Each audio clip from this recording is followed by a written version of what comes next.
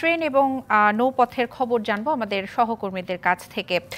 Kamalapur rail স্টেশনে আছেন আমাদের সহকর্মী কামরুল হাসান, তার কাছে চলে যাব প্রথমে। কামরুল, বাসের খবর জানছিলাম, আপনি জানাবেন ট্রেনের খবর, কি পরিস্থিতি দেখতে পাচ্ছেন, যাত্রীরা কি বলছেন? দিশা, আপনাকে ধন্যবাদ। আজ 16ই জুন শেষ দিনের মতো ঈদ যাত্রা শুরু হচ্ছে। আমি আছি কমলাপুর রেল স্টেশনে। যাত্রীরা দীর্ঘক্ষণ ধরে অপেক্ষা করছেন, তারা তাদের গন্তব্যে যাওয়ার জন্য তারা নির্ধারিত ট্রেনের অপেক্ষায় আছেন। তো এই পর্যায়ে আপনাকে একটি বিষয় একটু জানাই। ঈদ যাত্রার যে পঞ্চম দিন, যে শেষ দিনে সকালের দিকে কমলাপুর রেল স্টেশন থেকে নির্ধারিত সময়ে ট্রেনগুলো বিভিন্ন গন্তব্যের উদ্দেশ্যে ছেড়ে গেলেও বেলা বাড়ার সাথে সাথে কিন্তু আমরা কিছুটা বিচ্যুতি দেখতে পেয়েছি।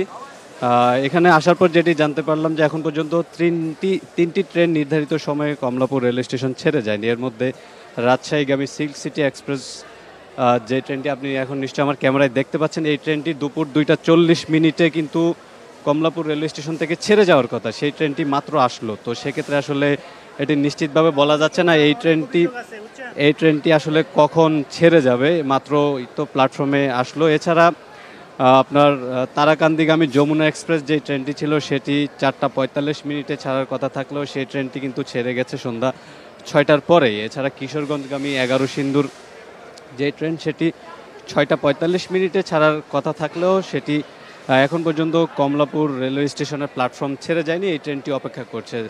ফলে বলাই যায় যে যাত্রীরা কিন্তু অনেক যাত্রীরা আগেভাগে এসে কিন্তু তারা তাদের ট্রেনটির জন্য অপেক্ষা করছে। তবে তাদের শেষ মুহূর্তেই তাদের একটাই কথা যে যত কষ্ট কিংবা যত ভোগান্তি হোক না কেন, তারা তাদের স্বজনদের সাথে ঈদ আনন্দটুকু ভাগাভাগি করতে পারলেই কিন্তু তারা সন্তুষ্ট।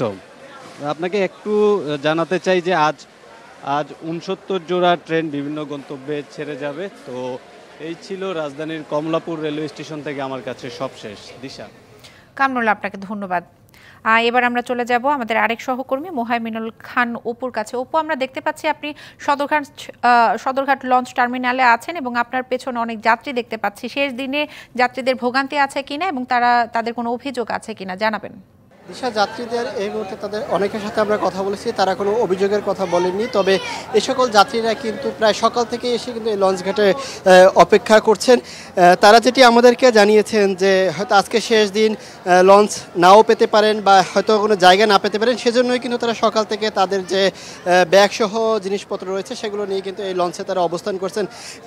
এখন পর্যন্ত এই রাজধানী সদরঘাট থেকে প্রায় 60টির মতো লঞ্চ দেশের 40টি নৌ রুটে ছেড়ে গেছে, আরও প্রায় 20টির মতো লঞ্চ রয়েছে, এগুলো ধাপে ধাপে ছেড়ে যাবে। তবে এখন আমরা যে লঞ্চটিতে রয়েছি এটি একটি বরিশালের লঞ্চ। এই লঞ্চ সাধারণত রাত 8টা থেকে 9টার ভিতরে এই লঞ্চগুলো ছেড়ে যায়। এছাড়া ভোলা, বরগুনা, পটুয়াখালী, পিরোজপুর, জালকাঠি যে সব নৌ রুটের লঞ্চগুলো রয়েছে সেই লঞ্চগুলো ইতিমধ্যে কিন্তু রাজধানীর সদরঘাট ত্যাগ করেছে।